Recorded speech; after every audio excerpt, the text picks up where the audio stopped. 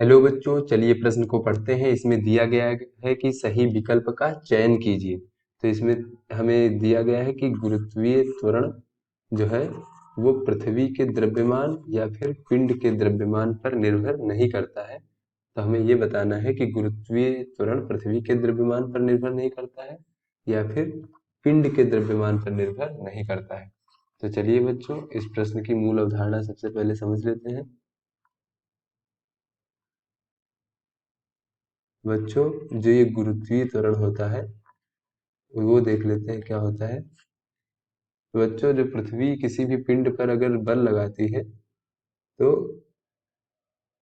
पृथ्वी की सतह पर कोई पिंड है अगर, तो उस पर जो बल लगाती है तो उस बल के कारण उस पिंड में त्वरण उत्पन्न होता है। तो उसी को हम लोग गुरुत्वीय त्वरण कहते हैं। तो पृथ्वी की सतह पर गुरुत्वीय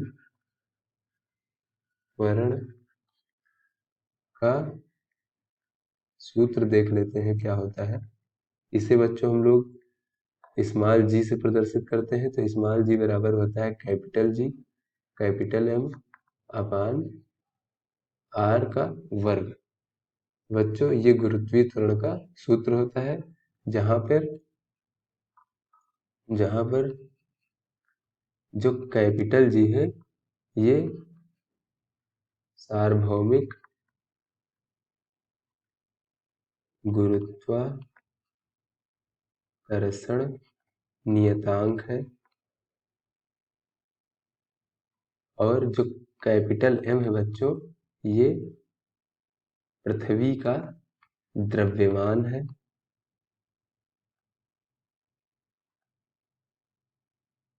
और जो कैपिटल आर है ये पृथ्वी की त्रिज्या है।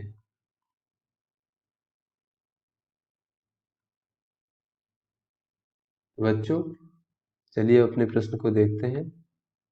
तो इस प्रश्न में कहा गया है कि गुरुत्वीय त्वरण जो है वो पृथ्वी के द्रव्यमान पर निर्भर नहीं करता है या फिर पिंड के द्रव्यमान पर निर्भर नहीं करता है। इसमें से हमको सही विकल्प का चयन करना है। तो बच्चों, जैसा कि इस मूल अवधारणा से दिख रहा है कि गुरुत्वीय त्वरण का मान जो है पृथ्वी के द्रव्यमान पर निर्भर करता है किंतु पिंड के द्रव्यमान पर निर्भर नहीं करता है। तो यहाँ पे हम इसमें लिख सकते हैं, सही विकल्प ये है कि गुरुत्वीय त्वरण पिंड के द्रव्यमान पर निर्भर नहीं करता है, पर निर्भर पिंड के द्रव्यमान पर निर्भर नहीं करता है, जबकि यह पृथ्वी के द्रव्यमान पर निर्भर करता है। तो आशा करते हैं बच्चों ये आपको समझ में आ गया होगा। धन्यवाद।